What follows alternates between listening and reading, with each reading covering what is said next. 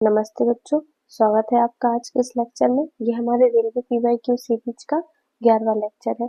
जिसने पिछले 10 लेक्चर ना देखे हो, डिस्क्रिप्शन में लिंक दी हुई है, आप वहां पर जाके वो लेक्चर देख सकते हैं। तो चलो बढ़ते हैं हमारे आज के टॉपिक की ओर। आज का हमारा टॉपिक है गुप्त एवं गुप्तोत्तर साम्राज्य। रेलवे में इस टॉपिक से अभी तक जितने भी प्रश्न पूछे गए हैं, उन सभी प्रश्नों को हम आज के इस लेक्चर में कवर करेंगे। आज का हमारा पहला प्रश्न है, प्रशस्ति में किस राजवंश के शासकों ने अपनी उपलब्धियां लिखी? तो राइट आंसर होगा हमारा ऑप्शन सी, गुप्त वंश। गुप्त वंश के शासकों ने प्रशस्ति में अपनी उपलब्धियों के बारे में लिखा है। प्रशस्ति में अपने शासकों की प्रशंसा में कवियों के द्वारा रचित शिलालेखों की एक भारतीय शैली है। प्रशस्ति का सबसे पहला प्रसिद्ध उदाहरण खारवेल का हाथी गुम्फा शिलालेख है, जो प्राकृत भाषा और ब्राह्मी लिपि में है, जो लगभग पहली शताब्दी ईसा पूर्व में लिखा हुआ माना जाता है। अगर आपसे पूछा जाए कि प्रशस्ति का सबसे पहला प्रसिद्ध उदाहरण, तो खारवेल का हाथी गुम्फा शिलालेख है, जिसकी भाषा क्या है? प्राकृत, और लिपि क्या है? ब्राह्मी। आपसे ऐसे भी पूछा जा सकता है कि खारवेल का हाथी गुम्फा शिलालेख किस काल से संबंधित है? तो किस काल से संबंधित है? गुप्त काल से। हमारा अगला क्वेश्चन है, गुप्त साम्राज्य के निम्नलिखित राजाओं में से कौन एक अच्छा वीणा वादक था? राइट आंसर होगा ऑप्शन बी, समुद्रगुप्त। समुद्रगुप्त एक अच्छा वीणा वादक था। समुद्रगुप्त चंद्रगुप्त प्रथम का उत्तराधिकारी था। चंद्रगुप्त प्रथम के बाद जो गद्दी पर बैठा वो कौन था? समुद्रगुप्त। समुद्रगुप्त को भारत का नेपोलियन कहा जाता है। समुद्रगुप्त को संगीत प्रेमी भी कहा जाता है। समुद्रगुप्त संगीत प्रेमी था, इसका अनुमान उसके सिक्कों पर उसे वीणा वादन करते हुए दिखाए जाने से लगाया गया है। किस युग को प्राचीन भारत का स्वर्ण युग कहा जाता है? राइट आंसर होगा ऑप्शन सी, गुप्त साम्राज्य। गुप्त काल को भारतीय इतिहास का स्वर्ण युग माना जाता है। अगला क्वेश्चन है, नालंदा विश्वविद्यालय की स्थापना किस भारतीय शासक ने की थी? राइट आंसर होगा ऑप्शन सी, कुमारगुप्त प्रथम ने। कुमारगुप्त प्रथम के द्वारा नालंदा विश्वविद्यालय की स्थापना की गई थी। नालंदा विश्वविद्यालय की स्थापना गुप्त वंश के शासक कुमारगुप्त प्रथम ने की थी। कहाँ पर है? बिहार राज्य के नालंदा जिले में। 1293 ईस्वी में तुर्क सेनापति बख्तियार खिलजी ने नालंदा विश्वविद्यालय को नष्ट कर दिया था। अगला क्वेश्चन है हमारा, चंद्रगुप्त प्रथम के बाद गुप्त साम्राज्य की बागडोर किसने संभाली? राइट आंसर होगा हमारा ऑप्शन बी, समुद्रगुप्त।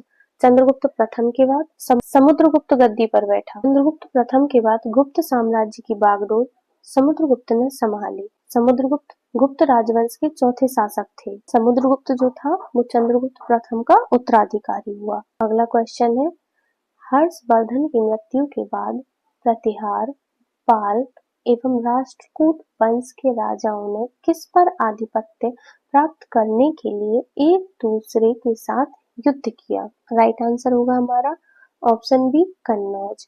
कन्नौज पर आधिपत्य प्राप्त करने के लिए प्रतिहार, पाल एवं राष्ट्रकूट वंश के राजाओं के मध्य युद्ध हुआ। 8वीं शताब्दी में कन्नौज पर अधिकार करने के लिए तीन बड़ी शक्तियों कौन कौन सी? पाल, प्रतिहार एवं राष्ट्रकूट के बीच संघर्ष आरंभ हो गया। त्रिपक्षीय संघर्ष के फलस्वरूप कन्नौज पर अंतिम रूप से गुर्जर प्रतिहार शासकों का अधिकार हो गया। अर्थात ये जो त्रिपक्षीय संघर्ष हुआ किस किस के मध्य? पाल, प्रतिहार एवं राष्ट्रकूट। उसमें विजयी कौन हुए? गुर्जर प्रतिहार। अगला क्वेश्चन है, चौथी शताब्दी की शुरुआत में गुप्तों ने छोटा सा साम्राज्य स्थापित कर लिया था। राइट आंसर होगा हमारा ऑप्शन बी, मगध।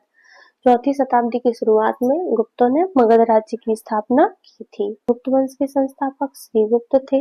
मौर्य वंश के पतन के पश्चात नष्ट हुई मगध की राजनीतिक एकता को पुनः स्थापित करने का श्रेय गुप्त वंश को जाता है। अगला क्वेश्चन है हमारा, निम्नलिखित में से कौन सा नगर गुप्त वंश की राजधानी था? राइट आंसर होगा ऑप्शन ए, पाटलिपुत्र। पाटलिपुत्र गुप्त वंश की राजधानी था। श्रीगुप्त के बाद घटोत्कच शासक हुआ, अर्थात श्रीगुप्त का उत्तराधिकारी कौन था? घटोत्कच। गुप्तों की राजधानी पाटलिपुत्र थी, जिसे आधुनिक पटना के नाम से जाना जाता है। अगला क्वेश्चन है हमारा, गुप्त साम्राज्य के वास्तविक संस्थापक कौन थे? Option A, Chandragupta. चंद्रगुप्त प्रथम गुप्त साम्राज्य के वास्तविक संस्थापक थे। गुप्त साम्राज्य के संस्थापक तो श्रीगुप्त आएगा। लेकिन अगर आपसे पूछा जाए कि गुप्त साम्राज्य के वास्तविक संस्थापक कौन थे, तो चंद्रगुप्त प्रथम। गुप्त वंश का वास्तविक संस्थापक चंद्रगुप्त प्रथम को माना जाता है।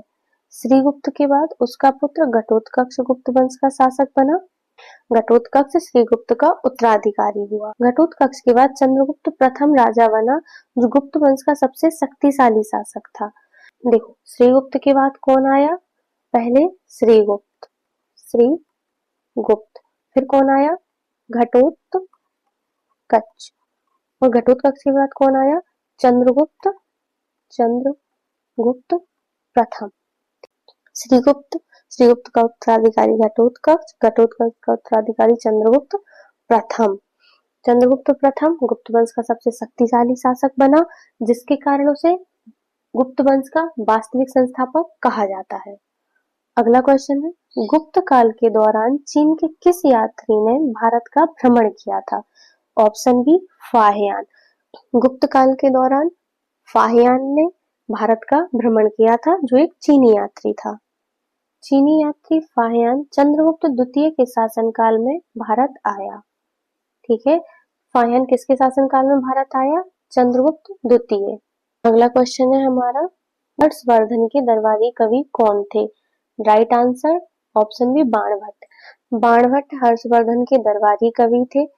इन्होंने हर्षचरित और कादंबरी की रचना की थी, जिनकी भाषा क्या है? इन दोनों की ही भाषा संस्कृत है। क्या है? संस्कृत। चंद्रवरदाई पृथ्वीराज चौहान के राजकवि थे। इनकी रचना है पृथ्वीराज रासो। इन्होंने पृथ्वीराज रासो की रचना की थी। जयदेव लक्ष्मण सेन के दरबारी कवि थे। इन्होंने गीत गोविंद की रचना की थी। अगला क्वेश्चन है, हर्ष की मृत्यु के बाद 7वीं शताब्दी के आसपास कौन प्रभुत्व में आए और जिनके काल को भारत के अंधे युग के रूप में माना जाता था? Right answer option A, Rajput. 7वीं शताब्दी के आसपास राजपूत प्रभुत्व में आए, जिनके काल को भारत में अंधे युग के रूप में जाना जाता था।